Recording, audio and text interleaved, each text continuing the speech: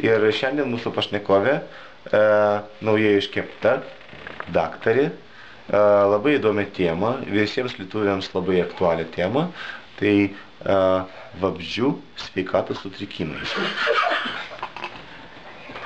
Ir šiandien labai aktualus klausimas visai Lietuvos visuomeniai, tai kaipgi tie vabzdžiai serga?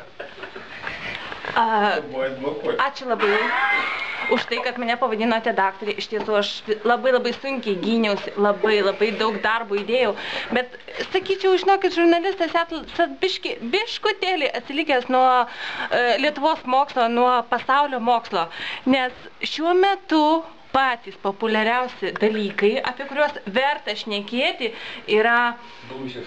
Beje, labai gera tema, bet iš tiesų tai yra genetiškai modifikuoti vabzdžiai. Jie neserga jokiom ligom. Jokiom. Jeigu reikia, mes galim genetiškai modifikuoti taip, kad jie tikrai sirgs alebelę kokią ligą. Jeigu jūs norit slogą, vidurių užkietėjimų, netgi gali gerti alų arba myžti alum. Jūs įsivaizduojat, kaip tai gerai? Tai gerai, daktarė, bet nelabai suprantama, įprastas Lietuvos žmogus negali suprasti, kaip čia vabzdys nieko neserga.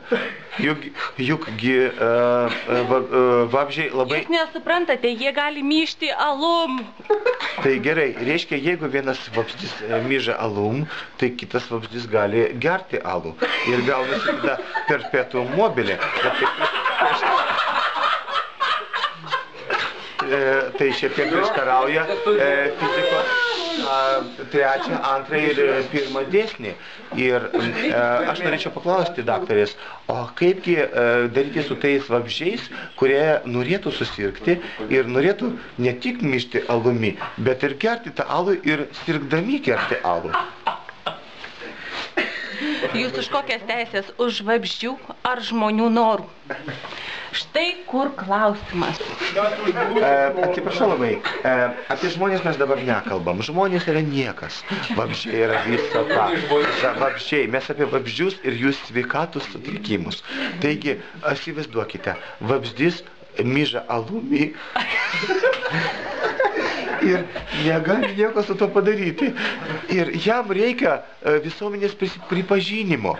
Ir jis trokšta to ir negali vien tik myžti alumi, jis gali alų ir gerti, bet jam visuomenė neleidžia.